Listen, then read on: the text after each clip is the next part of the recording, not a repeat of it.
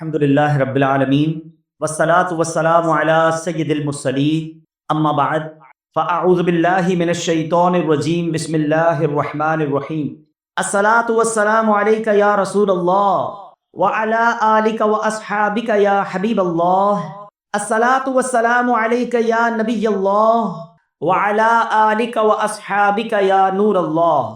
پیارے پیارے اسلامی بھائیوں، منقول ہے کہ ایک شخص تھا، اس نے کسی کا قتل کر دیا۔ اب قتل کرنے کے بعد اسے احساس ہوا کہ یہ تو بہت بڑی غلطی ہو گئی ہے، بہت بڑا گناہ ہو گیا ہے۔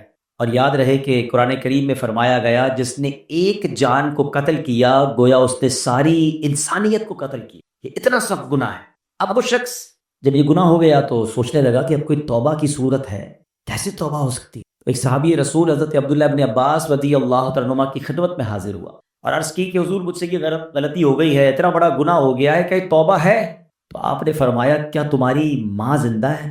کہتا حضور ماں کی تو وفات ہو گئی ہے۔ تو فرمایا اچھا ایسا کرو، توبہ کرو اور جتنا ہو سکے اللہ کو راضی کرنے کی کوشش کرو۔ وہ بندہ تو چلا گیا، یقیناً اس زمانے میں ایسا کوئی معاملہ نہیں ہوگا، یا جو بھی اس کے اگلے کانسیکوینسز عدالتی نظام وغیرہ وہ یقیناً الگ معاملہ ہوگا۔ یہاں گناہ کی معافی کی بات ہو رہی۔ تو حضرت عبداللہ ابن عباس سے ایک شخص نے کہا کہ حضور یہ بات تو آپ پہلے بھی کہہ سکتے تھے توبہ کرو، آپ نے یہ کیوں کہا کہ ماں زندہ ہے یا ماں موجود ہے؟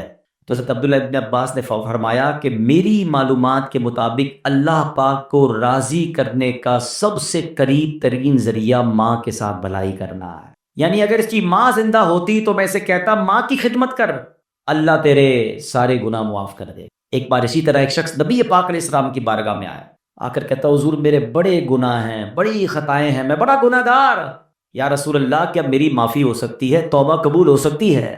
نبی پاک علیہ السلام نے فرمایا کہ تیری ماں زندہ ہے؟ کہا حضور ماں زندہ نہیں ہے۔ فرمایا تیری خالہ ہے؟ کہا جی حضور خالہ ہے۔ فرمایا جا خالہ کی خدمت کر، اللہ تیرے گناہ معاف کر دے گا۔ یعنی ماں کا مرتبہ تو اپنی جگہ، ماں باپ کے رشتہ دار بھی برکت والے ہو جاتے ہیں کیونکہ ان کا رشتہ ماں سے ہے نا۔ اب یہاں اگر بات سیکھنے کو کیا مل رہی ہے کہ گناہ کی معافی چاہیے، اللہ کی رضا چاہیے، جنت کا راستہ چاہیے، تو یہ ماں باپ کے قدموں سے ملتا ہے، یہ ماں باپ کی دعاؤں سے ملتا ہے، یہ ماں باپ کی رضا سے ملتا ہے۔ قرآن مجید فرقان حمید کا اگر مطالعہ کرے، اگر میں ایک سوال کروں آپ سب سے کہ قرآن پاک کی سب سے طویل سورت کون سی ہے، تو یقیناً آپ سب کہیں گے کہ سورہ بقرہ، ٹھیک ہے، سب سے بڑی سورت۔ ایک تو سب سے بڑی بھی ہے اور سورہ فاتحہ کے بعد سب سے پہلے وہی آ جاتی ہے۔ آپ امپورٹنٹ سمجھے نا، جب بھی کوئی اہم بات کرنی ہوتی ہے اس کو پہلے کیا جاتا ہے، اس کو سٹارٹ میں کیا جاتا ہے، اس کو شروع میں کیا جاتا ہے۔ طویل سورت بھی ہے اور رائٹ آفٹر سورہ فاتحہ وہی سورت ہے۔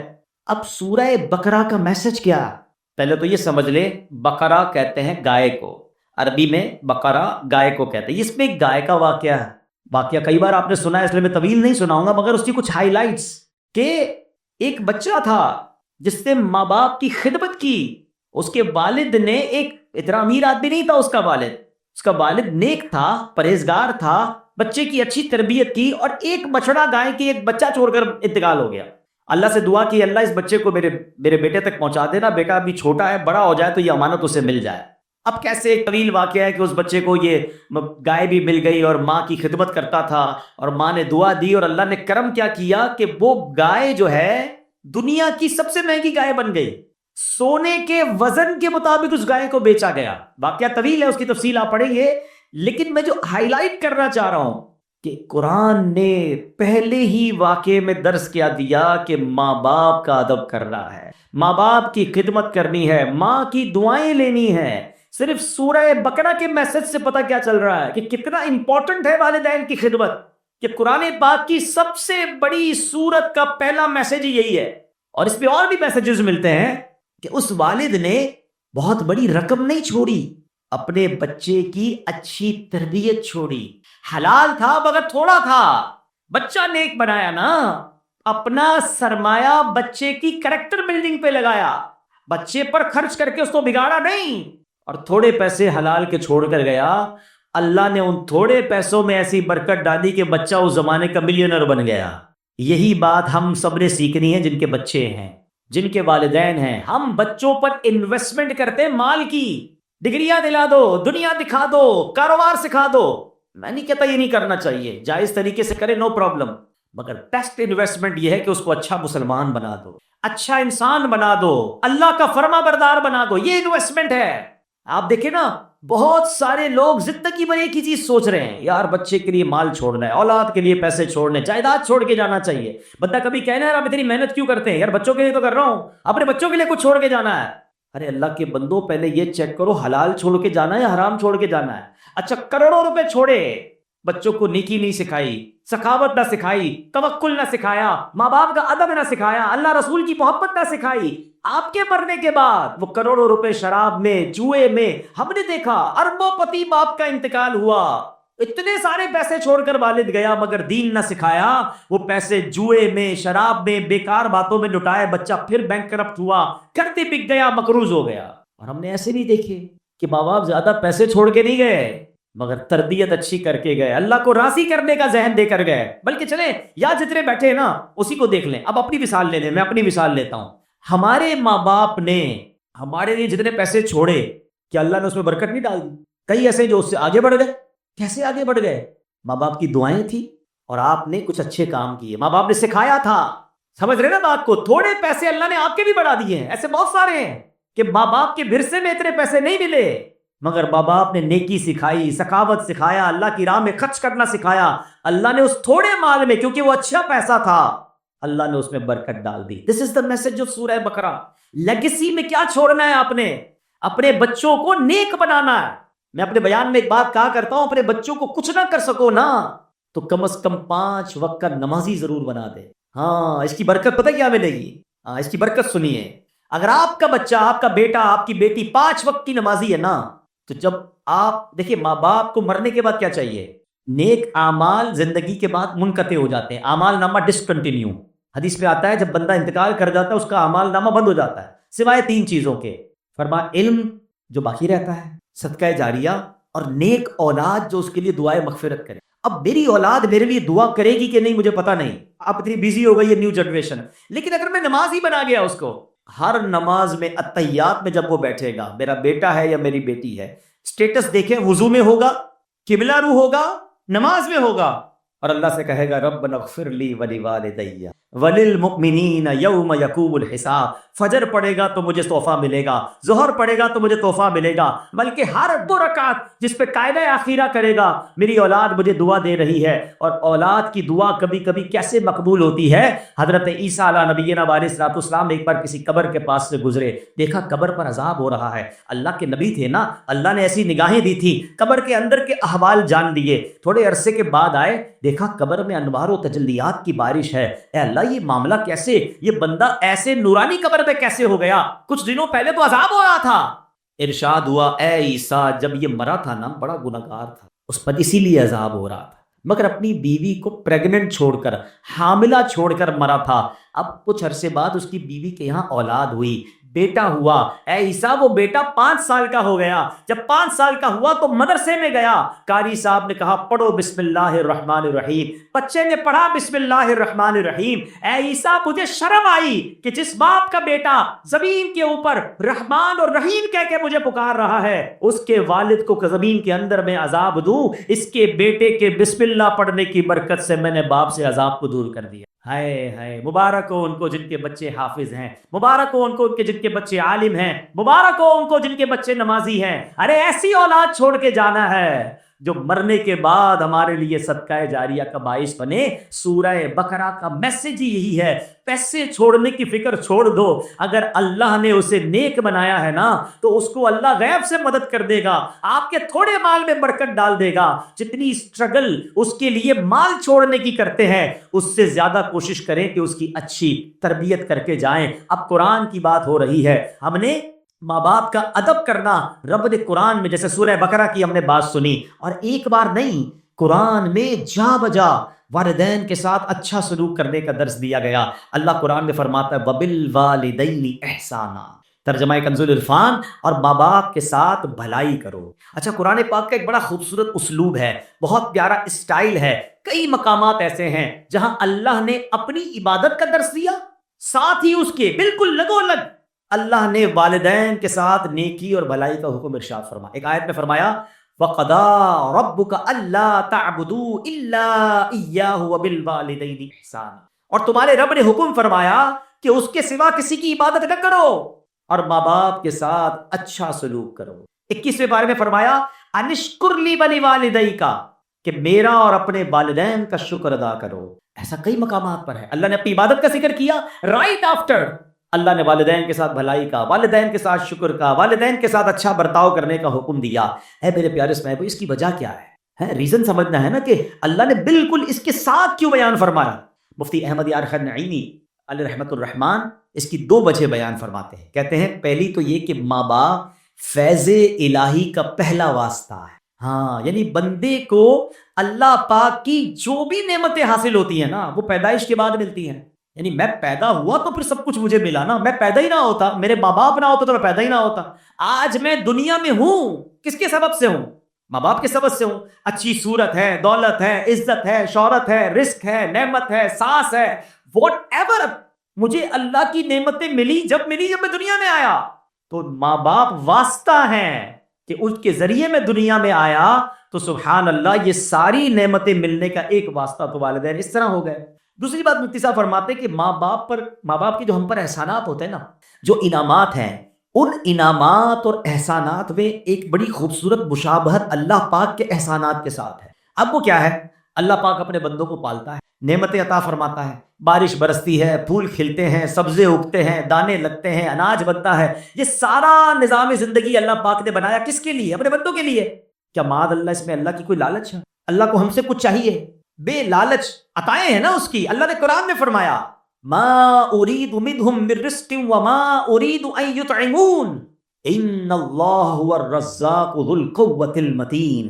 ترجمہ کنز العرفان، میں ان سے کچھ رزق نہیں مانگتا اور نہ یہ چاہتا ہوں کہ وہ مجھے کھانا کھلائیں، بے شک اللہ ہی بڑا رزق دینے والا، قوت والا، قدرت والا۔ اللہ بانٹتا ہے، اللہ عطا کرتا ہے، اللہ کو ہم سے کوئی طلب نہیں، یہ اللہ کی شان ہے۔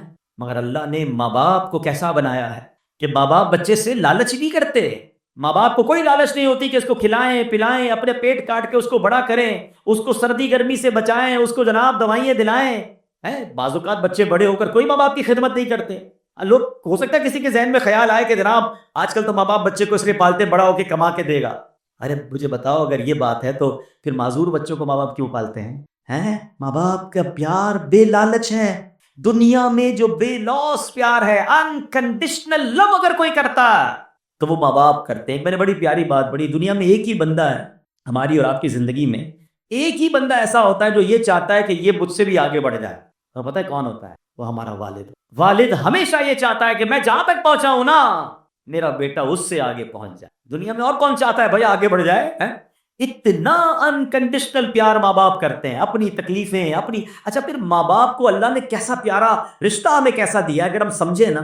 ہم جب پیدا ہوئے نا، آپ کے گھر میں بھی بچے پیدا ہوئے ہوں گے، اچھا میری باتیں ان کو جلدی سمجھ آئیں گی جو اب خود ماں باپ بن گئے۔ ہمیں بھی یہ اس وقت سمجھ نہیں آتی تھی، جب خود ماں باپ بنے تو زیادہ سمجھ آئی۔ بچہ پیدا ہوتے ہی سب سے زیادہ فریجائل ہوتا ہے بچہ، بالکل اس کو کہیں چھوئی ہوئی ہوتا ہے نا، کتنی بیماریاں اس پہ حملہ آور ہو رہی ہیں۔ اب اس بچے کو 2 خادم چاہیے 24/7، چھٹی نہیں ان خادمین کی۔ جو اس کی باڈی ہے نا، اس کی ریکوائرمنٹ کیا ہے کہ اس کو 2 ایسے خادم چاہیے۔ ایک خادم وہ چاہیے جو اس کے ساتھ ہر وقت چپکا رہے، اس کی گندگی صاف کرے، اس کو کپڑے پہنائے، اس کی مالش کرے، اس کو تیل لگائے، اس کو کھانا کھلائے، دودھ پلائے، واٹ ایور اس کی نیڈ ہے، سونا جاگنا اسی کے ساتھ، تبھی وہ بچہ آہستہ آہستہ گرو کرے گا۔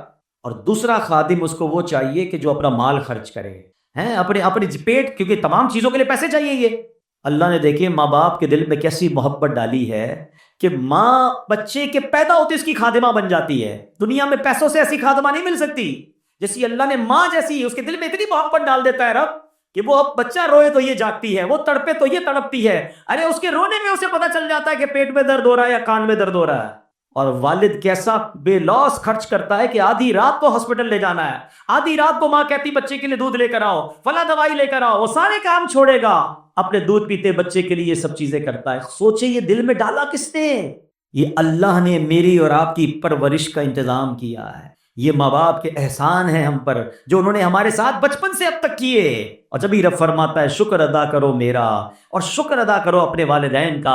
اے میرے پیارے اسلامی بھائیوں، نبی پاک علیہ الصلوۃ والسلام کی بارگاہ میں عرض کی گئی یا رسول اللہ سب سے فضیلت والا عمل کون سا ہے؟ یہ بہت سارے اسلام میں بیٹھے ہیں اور ماشاءاللہ نیک نمازی ہیں، نیکی کرنے کا جذبہ بھی ہوتا ہے، ہم بھی چاہتے کہ فضیلت والا عمل بتا دیں۔ ایک صحابی رسول نے سوال کیا، یا رسول اللہ سب سے زیادہ فضیلت والا عمل کون سا؟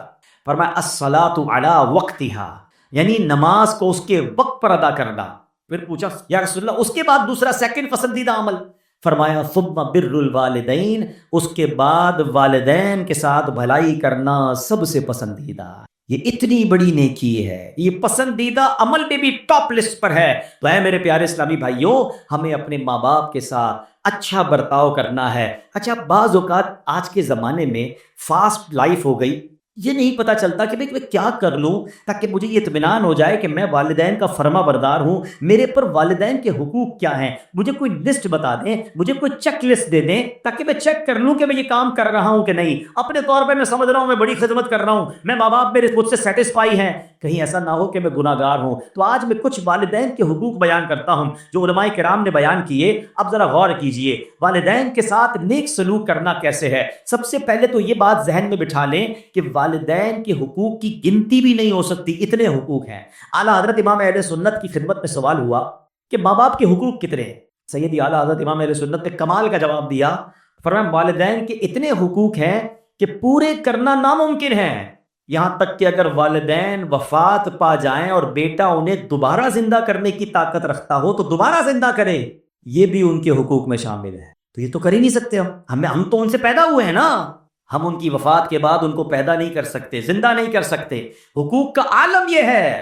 مگر اب علماء کرام فرماتے کہ لسٹ بھی بہت بڑی، کاؤنٹ بھی نہیں ہو سکتی، مگر چند باتیں ہیں، اگر کوئی ان پر عمل کر لینا تو یہ والدین کے ساتھ بھلائی کرنے والا کہلائے گا۔ اب غور سے یہ چیک لسٹ، جتنے نوجوان خوش نصیب ہیں یقین کریں جن کے ماں باپ آپ کے پاس ہیں، پوچھئے ان سے جن کی ماں چلی گئی، پوچھئے ان سے جن کے والد چلے گئے۔ ہم ہر سال یہاں جب جمع ہوتے ہیں تو والدین کی یاد یقیناً اور تازہ ہو جاتی ہے۔ ماں باپ کے بغیر زندگی بہت بے رنگ ہو جاتی ہے، دکھ میں، سکھ میں، خوشی میں، غم میں، ہر وقت ماں باپ یاد آتے ہیں، اور اگر آپ کے پاس ہیں تو آپ بہت لکی ہیں۔ آؤ میرے بچوں، آؤ میرے نوجوانوں، سن لو کہ شریعت کیا سکھا رہی ہے کہ ماں باپ کے حقوق کیا ہیں۔ پہلا حق، شریعت کے دائرے میں رہتے ہوئے والدین کی ہر بات ماننا، یہ پہلا حق ہے، یعنی والدین کی ہر بات ماننی ہے، جو وہ کہہ دیں فوراً لبیک کہتے ہو، ان کے حکم پر عمل کر گزرنا ہے۔ ایسے بہت سارے کام ہیں کہ جو عام حالات میں جائز کی حد تک ہیں، والدین کا حکم ہو جائے تو اب یہ واجب ہو جائیں گے۔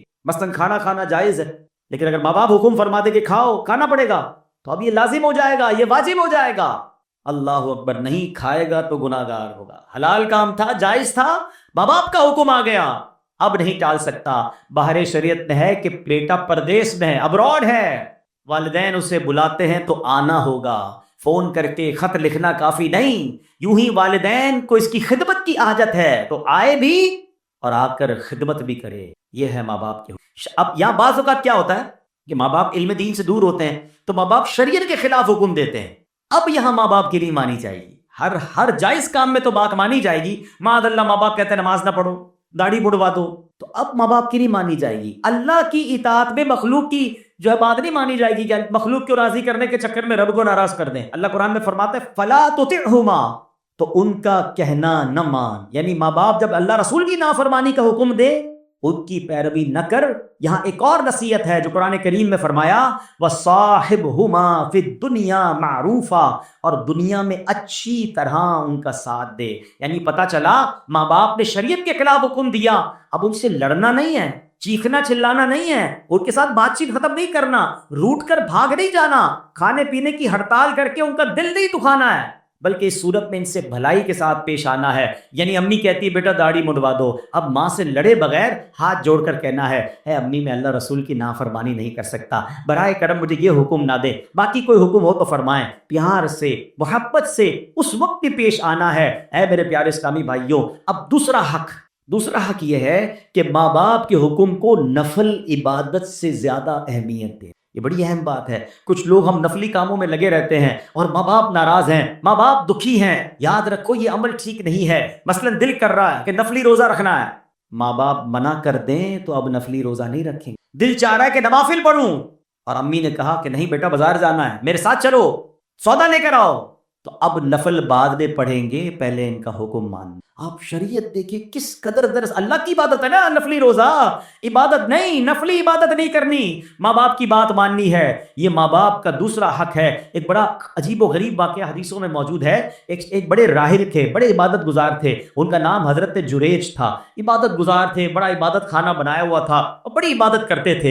ایک بار ان کی والدہ نے انہیں بلایا، وہ نماز پڑھ رہے تھے، ان کو یہ بات ذہن سے نکل گئی کہ ماں بلائے تو نفلی نماز ہے، اس کی تفصیل ہے تو اس کو توڑ کے حاضر دینا ہوگا، جواب نہیں دیا۔ دوبارہ بلایا، نماز جاری رکھی، نماز نہیں توڑی۔ ماں نے جب تیسری بار بلایا، تیسری بار بھی نہیں گئے، تو ماں تڑپ کر کہتی ہے بیٹا تجھے اس وقت تک موت نہ آئے جب تو کسی بدکار عورت کا منہ نہ دیکھ لے۔ اب یہ دل سے بددعا نکل گئی۔ اب کیا ہوا؟ کچھ عرصے بعد اس علاقے میں ایک عورت نے ایک چرواہے کے ساتھ بدکاری کی، بچہ پیدا ہوا، لوگوں نے پکڑا تو کہتی یہ بچہ تو جریج کا ہے۔ سارے لوگ جریج کے پاس پہنچے، ان کی عبادت گاہ کو توڑ دیا، بڑی ذلت ہوئی، کافی لوگ جمع ہو گئے کہ تم نے ایسا کیا۔ اب اللہ والے تو تھے، عبادت گزار تو تھا وہ بندہ۔ اس نے کہا اس بچے سے پوچھو، اے بچے تو بتا تیرا باپ کون ہے؟ اللہ نے اس بچے کو قوت گویائی دی، اس بچے نے کہا کہ میرا والد جریج نہیں بلکہ چرواہا ہے۔ ان کی جان تو چھوٹ گئی، مگر یہ سارا تماشا ہوا، اس کے پیچھے علماء کہتے ہیں وجہ وہی ہے کہ ماں کا دل دکھ، ماں نے بد دعا دی تھی نا۔ اچھا یہاں ماں باپ کے لیے بھی ایک درس لے لیجیے، اگر ماں باپ مجھے سن رہے ہیں، کبھی کبھی غصے میں آ کر بچوں کو بد دعا نہ دیا کریں۔ ہاں ماں کی دعا بھی لگتی ہے، اس کی بد دعا بھی لگتی ہے۔ غصے میں آ کر کہہ تو دیتے ہیں، بعد میں پریشان آپ نہیں ہونا ہے، آپ کے بچے کے ساتھ کچھ برا ہو گیا تو آپ چاہتے تو نہیں تھے، غصے میں کہا ہے تجھے کیڑے پڑے، تو برباد ہو جائے، تیری ٹانگ ٹوٹ جائے، تیری زبان کھنچ جائے، نہیں کیا پتہ قبولیت کا وقت ہو، آپ ہی کا بچہ ہے، تو زبان پہ لگام ہونی چاہیے۔ بعض اوقات اول فال بکتے رہتے ہیں، ارے آپ ہی کی اولاد ہے، بعد میں آپ ہی نے رونا ہے کچھ ہو گیا تو، بد دعا نہ دے۔ اور بچوں کے درس کیا ہے کہ ماں باپ کا کبھی دل نہ دکھائیں، ان سے صرف دعائیں لیں۔ خدا کی قسم اس بندے کو کامیابی سے کوئی نہیں روک سکتا جس کے ساتھ ماں باپ کی دعائیں ہیں، وہ ترقی کرے گا، اور جس سے ماں باپ ناراض ہے نا اس کو برباد ہونے سے بھی کوئی نہیں روک سکتا۔ یہ ہمیشہ یاد رکھیں، اپنے ماں باپ کی دعائیں لینی ہیں۔ ہاں اب یہ نفل نماز توڑنے کا جو مسئلہ ہے یہ بڑی لمبی چوڑی تفصیل ہے، یہ آپ دارالفتہ سے مزید معلومات کر لیجئے گا۔ اب مسئلہ کیا ہے کہ والدین اگر کسی مصیبت میں ہیں، معاذ اللہ سیڑھی سے گر گئے ہیں، ایمرجنسی کی کیفیت ہے، تو اب تو چاہے فرض نماز پڑھ رہا ہو، وہاں سے پتہ چلا کہ ماں گر گئی ہے، ہاسپٹل لے جانا ہے یا کوئی ایمرجنسی ہے، تو فرض نماز بھی توڑ کر ماں کی خدمت کرنی ہوگی۔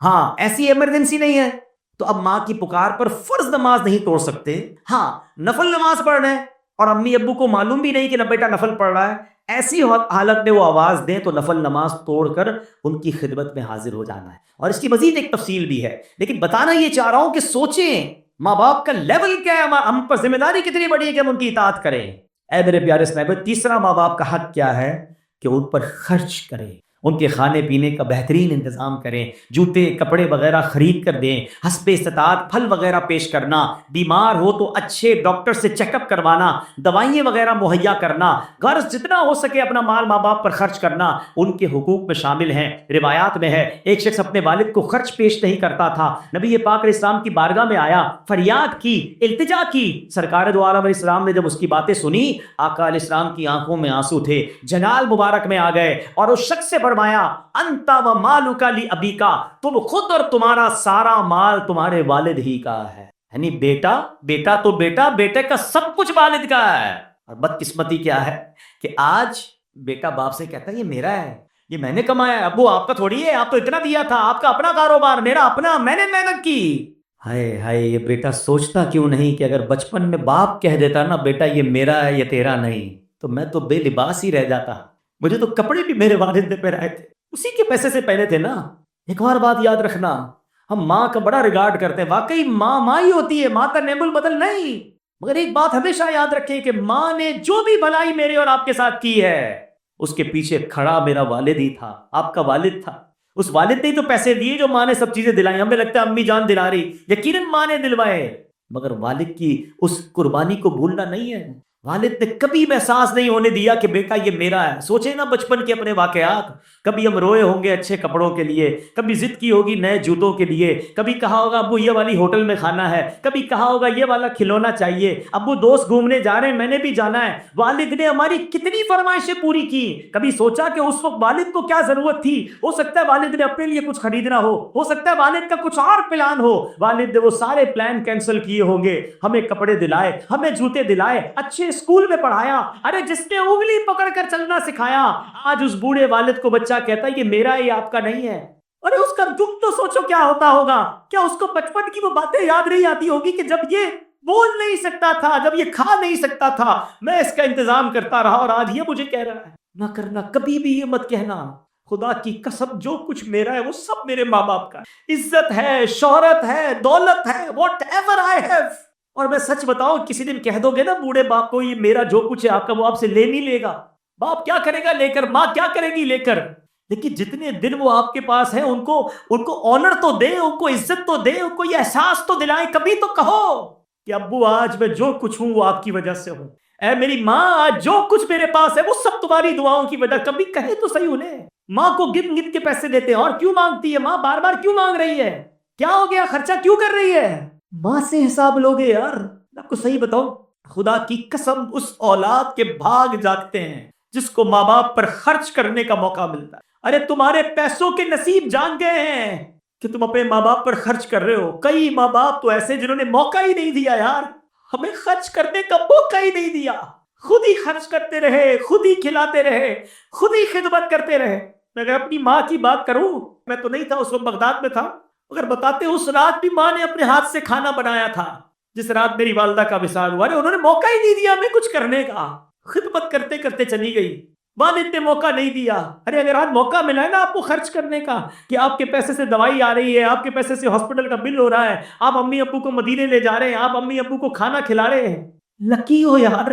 بتاؤ اس سے اچھا خرچ کون سا ہے میرے پیسے کا کہ میرے ماں باپ پہ خرچ ہو جائے. حساب تو کرو کتنا بڑا قرضہ ہے آپ پر. بچپن سے لے کر اگر کوئی 30 سال 25 سال 40 سال کا بیٹھا، حساب تو کرو کتنے ہزاروں، کتنے لاکھوں، کتنے کروڑوں انویسٹمنٹ کی انہوں نے ہم پر. آج تھوڑے پیسے کے لیے میرا منہ بن جاتا ہے. نہیں میرے پیارے اسلامی بھائی، ان کو آنر دیں، ان کو عزت دیں، ان کو گھر کا بڑا فیل کروائیں.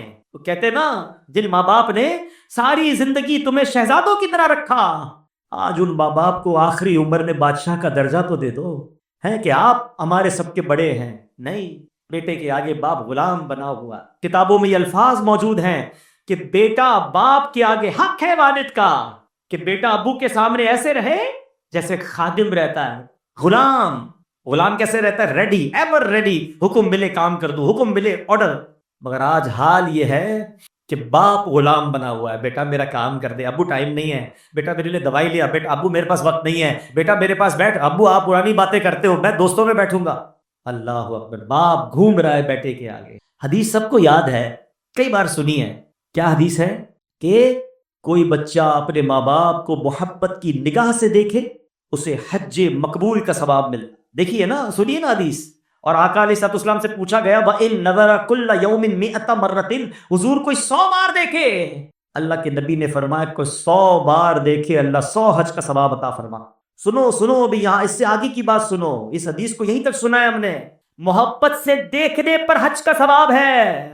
بتاؤ نا خرچ کرنے کا ثواب کتنا ہوگا، پیر دبانے کا ثواب کتنا ہوگا، دوائی دلانے کا ثواب کتنا ہوگا، ہاتھ پکڑ کے چلانے کا ثواب کتنا. ارے قسم سے اگر تمہیں یہ موقع ملا ہے نا کہ والد کا ہاتھ پکڑ کے چلانا پڑ رہا ہے تو اللہ کا شکر ادا کرو کہ اللہ یہ وہی والد ہے جس نے مجھے انگلی پکڑ کے چلانا سکھایا تھا. تیری مہربانی آج مجھے کچھ کرنے کا موقع، ویل چیئر اگر آپ کو چلانے کا موقع مل گیا، لاٹری لگ گئی آپ کی، انجوائے کرو اسے. اس کو بوجھ سمجھتے. بھائی کہتا ہے بہن کو تو لے جا امی کو، بہن کہتی بہن ہی رکھتی تم لے جاؤ. ارے بھائی بہن دور کر رہے ہیں. 2 ماں باپ نے 10 بچے پال لیے، 10 بچوں سے 2 ماں باپ نہیں سنبھلے جا رہے، ذمہ داری اٹھانے کے لیے کوئی تیار نہیں ہے. میں اولڈ ہاؤس گیا تھا کراچی کے ایک علاقے میں، اور میں وہاں جب گیا تو بہت ساری باتیں ہوئیں، بہت سارے بزرگوں سے ملا، بڑا پیار دیا انہوں نے مجھے. میں نے کچھ سٹوریز سنی کہ کیسے آتے ہیں تو کچھ کہتے ہیں کہ بیچارے جینین کیس بھی ہوتے ہیں، بیوی کا انتقال ہو گیا، اکیلا دنیا میں ہے، بچے ہی کوئی نہیں تو وہ آ جاتے ہیں اولڈ ہاؤس میں. کچھ ایسے جنہوں نے شادی نہیں کی وہ آ جاتے ہیں. اگر کچھ ایسے ہیں کہ جن کے بچے رکھنا نہیں چاہتے ہیں، بچے کہتے ہیں ہم نہیں سنبھال سکتے اپنے والد کو، آپ لے لیجئے، وہ اولڈ ہاؤس میں آتے ہیں. مگر ایک بات مجھے کل سیکھنے کو ملی جو ادھر لگ گئی. میں نے اولڈ ہاؤس کے جو محتمم تھے نا، جو ان کے ہیڈ تھے، میں نے ان سے پوچھا یار یہ بتاؤ کچھ لوگ ملنے بھی آتے ہیں؟ کہتا حبیب بھائی میں نے اکثر دیکھا ہے بیٹیاں ملنے آتی ہیں، بیٹے نہیں آتے.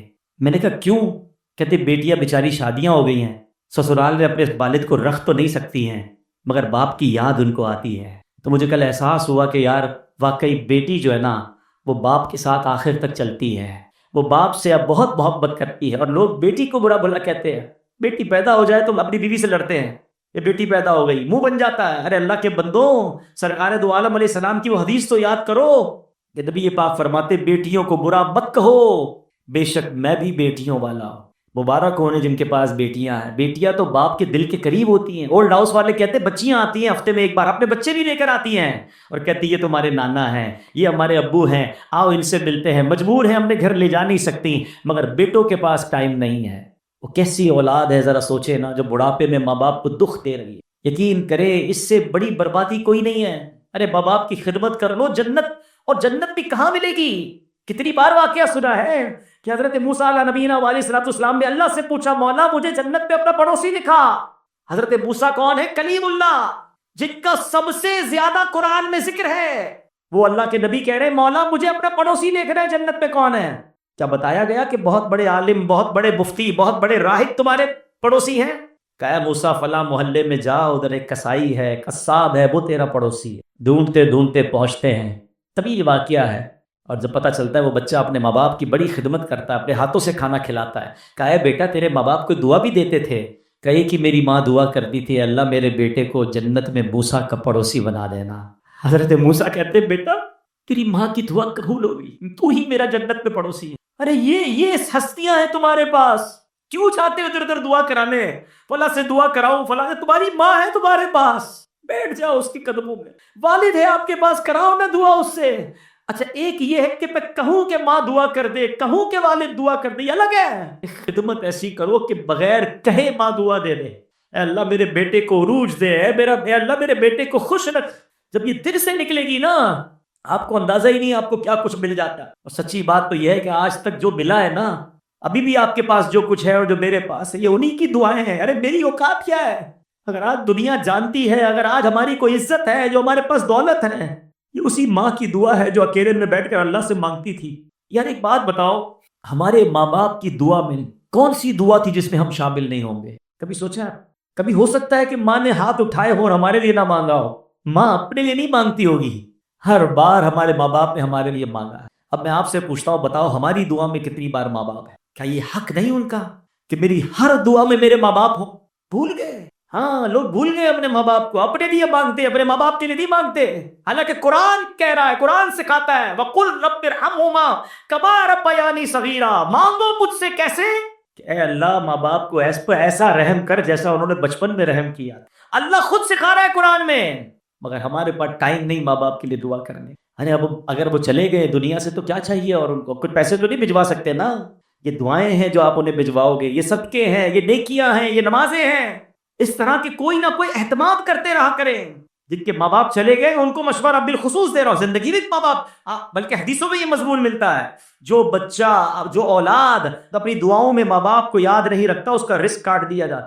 اگر لمبی عمر چاہیے اور رزق میں برکت چاہیے تو فرمایا دعاؤں میں والدین کے لیے دعا کریں۔ یار کیسی ہستیاں ہے، دعا ان کے لیے کروں رزق میرا بڑھ جاتا ہے، عمر میری لمبی ہو جاتی ہے، مگر پھر بھی دعا نہیں کرتے۔ تو بالخصوص جن کے ماں باپ چلے گئے میں ان کو مشورہ دوں گا، ان کو تحفے بھجوائیں۔ دیکھیں نا کبھی کبھی ماں باپ ملتے ہوں گے تو آپ ان کو کوئی کھانا کھلاتے ہوں گے، زندگی میں ان کو کوئی سوٹ پیس تحفے میں دیتے ہوں گے، کوئی عطر دیتے ہوں گے، عید کے دنوں میں امی ابو کو کوئی تحفہ دیتے ہیں نا، اب نہیں ہے وہ تو آپ قبر میں بھجواؤ نا۔ ہے کبھی 2 رکعت پڑھی، یا اللہ یہ ماں کے ایصال ثواب کے لیے، یا اللہ یہ میرے والد کے ایصال ثواب، ابو یا اللہ میں نے 100 درود پاک پڑھے میرے والد کو تحفہ، یا اللہ سورہ یاسین پڑھی میرے ابو کو تحفہ، مسجد کے سامنے ڈبہ آیا جیب میں پیسے نکالے، اے اللہ امی ابو کے ایصال ثواب کے لیے، یہ جو پیسے آپ نے ڈالے ان کا ثواب ان کو قبر میں پہنچے گا۔ اور سوچو ان کو کتنی خوشی ہوگی کہ میری اولاد بھولی نہیں ہے۔ ہر تھوڑے دنوں بعد فرشتہ انہیں خبر دے گا تمہارے بیٹے نے ایصال ثواب کیا ہے، تمہاری بیٹی نے صدقہ کیا ہے، تمہاری اولاد نے سورہ یاسین پڑھی ہے، ارے یاد تو رکھو انہیں۔ اور میں آپ کو ایک اور بات بتا دوں، جو مرنے کے بعد اپنے ماں باپ کو یاد رکھتا ہے نا، اس کے مرنے کے بعد اس کی اولاد بھی اسے یاد رکھے گی۔ جو آج اپنے ماں باپ کو، مرحوم ماں باپ کو بھول گیا نا، وہ یہ امید نہ رکھے کہ بعد میں اولاد اسے یاد رکھے گی۔ اور پھر ایک اور بہترین کام کیجئے، جن کو اللہ نے نوازا ہے کہ وہ کم از کم، اگر اللہ نے بلکہ اللہ نے سب کو ہی نوازا ہے، حدیث پاک سناؤں گا آپ کا دل خوش ہو جائے گی۔ حدیث پاک کا خلاصہ ہے، جو اللہ کے لیے مسجد بناتا ہے اللہ اس کے لیے جنت میں گھر بناتا ہے۔ جنت میں گھر ملے گا اس کو جو مسجد بنائے گا۔ اب میرا ماننا یہ ہے کہ میرے پاس یا آپ کے پاس، جی ہاں، جو گھر ہے نا، یا تو ماں باپ نے دلایا ہے یا ماں باپ کی دعاؤں سے ملا ہے؟ ایسا ہی ہے، ایکسیپٹ کرتے ہو کہ نہیں؟ ٹھیک ہے، دنیا کا گھر کس نے دلایا؟ ماں باپ نے دلا دیا یا دعاؤں سے مل گیا؟ اب میری باری ہے میں اپنے ماں باپ کو جنت میں گھر دلا دوں۔ اب اولاد کی باری ہے کہ وہ اولاد ماں باپ کو جنت کا گھر دلائے۔ کیسے؟ مسجد بنا لے، ماں باپ کے نام کی مسجد بنائے، ان کے اصالے ثواب کے لیے بنائے، انشاءاللہ میرا رب انہیں جنت میں گھر بھی دے گا۔ اچھا کمال دیکھو، ایسا نہیں صرف ماں باپ کو ملے گا، میرے رب کی رحمت بہت بڑی ہے، جو اس مسجد میں حصہ ملائے گا، سارے بھائی بہن مل کے ملا رہے ہیں، سارے دوست مل کے ملا رہے ہیں، انشاءاللہ ان سب کو بھی جنت میں گھر ملے گا، ماں باپ کو بھی جنت میں گھر مل جائے۔ اب ہو سکتا ہے کسی کے ذہن میں سوال آئے کہ یار مسجد تو بہت اچھی بات ہے، بنانی چاہیے، کئی لوگ بناتے ہیں اپنے ماں باپ کے نام کی مسجد، ٹھیک ہے نا، میں تو نہیں بنا سکتا، میں غریب، 1 کروڑ روپے، 50 لاکھ روپے، 70 لاکھ روپے کہاں سے لاؤں؟ ہائے ہائے، میرا دین کتنا پیارا دین ہے، صرف امیروں کے لیے فضیلت نہیں ہے۔ سرکار دو عالم علیہ السلام فرماتے ہیں، حدیث پاک کا خلاصہ ہے، جو کوئی شخص چڑیا کے گھونسلے جتنی بھی مسجد بنائے، اللہ اسے بھی جنت میں گھر عطا فرمائے۔ علماء فرماتے ہیں اس کا مطلب یہ کہ کوئی مسجد میں چڑیا کے گھونسلے جتنا بھی حصہ، یعنی ایک اینٹ بھی لگا دے، اللہ اس کو بھی جنت میں گھر عطا فرمائے۔ آپ کی جتنی حیثیت ہے، آپ ایک مصلی لگا دیں مسجد میں، ایک اینٹ لگا دیں، جتنا آپ دیکھیں، کنجوسی نہیں کرنا۔ ماں باپ کی باری میں بندہ بولے 500 روپے دے دو جنت میں گھر، آپ کی حیثیت اگر اتنی ہے پھر تو ٹھیک ہے۔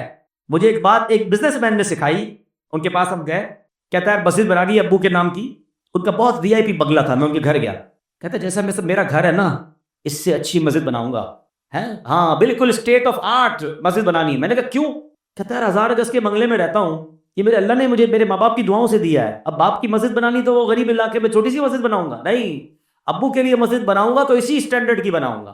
تو اب یہ وہی والی بات ہے نا کہ آپ کو اللہ نے کتنا دیا یہ آپ طے کرے ہیں، کہ آپ کے ماں باپ کی دعاؤں سے جو آج اللہ نے دیا ہے، اب آپ کا خرچ بھی اسی حساب سے ہو جائے، پھر انشاءاللہ دیکھیں آپ کے ماں باپ کی روح آپ سے کیسی خوش ہوگی۔ بہرحال باتیں تو بہت ساری تھیں کہ ماں باپ کے حقوق کیا ہیں، والدین کی خواہشات کو پورا کرنا ان کے حقوق میں شامل ہے، پسندیدہ کھانا کھلائیں، پسند کی چیزیں لے کر آئیں، والدین حج کرنا چاہتے ہیں اور اگر آپ کے پاس استطاعت ہے تو انہیں حج کروائیں، وہ مدینہ دیکھنا چاہتے ہیں، اگر آپ کر سکتے ہیں انہیں مدینہ دکھائیں، ان کی خدمت میں مبالغہ کریں، ان کے پیر دبائیں، اور ان کے غم میں غمگین اور خوشی میں خوش ہو جائیں، ان کے سامنے اونچی آواز سے بات نہ کریں، ان کے آگے نہ چلیں، ان کو نام سے نہ پکاریں، ان کی طرف سے اگر کوئی دکھ یا تکلیف پہنچے تو صبر اور بس صبر ہی کرتے چلے جائیں۔ یہ سب ماں باپ کے حقوق ہیں۔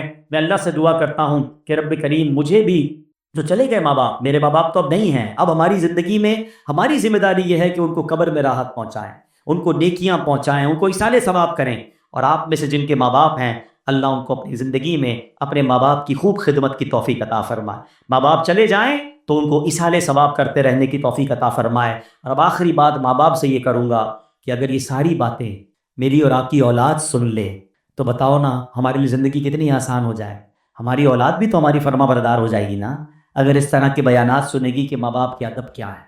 تو پلیز اپنی اولاد کو، خود بھی اور اپنی اولاد کو بھی دعوت اسلامی کے ماحول سے وابستہ کریں، اجتماع میں آتے رہیں۔ آج میں جو کچھ ہوں نا، یہ میرے والد صاحب کا مجھ پر احسان ہے، وہ مجھے انگلی پکڑ کر دعوت اسلامی میں لے کر آئے تھے، امیر اہل سنت کے حوالے کیا، اجتماع میں لے جاتے، قافلوں میں لے جاتے، محفلوں میں لے جاتے۔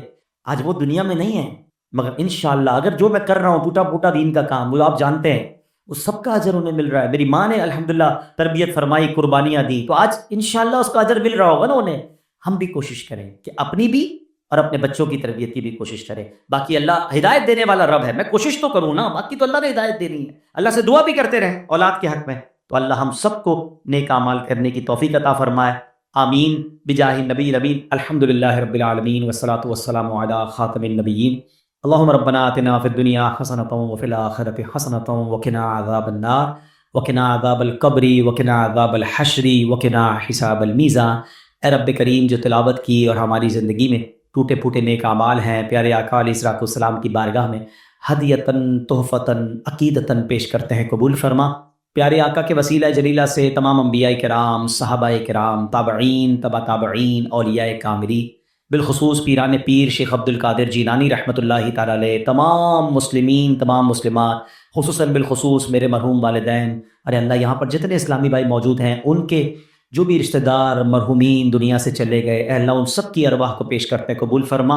تمام مسلمین، تمام مسلمات کی ارواح کو پیش کرتے ہیں، قبول فرما۔ اے اللہ ہمارے ماں باپ کی بے حساب مغفرت فرما، جن کے ماں باپ حیات ہیں ان کو درازی عمر بالخیر عطا فرما۔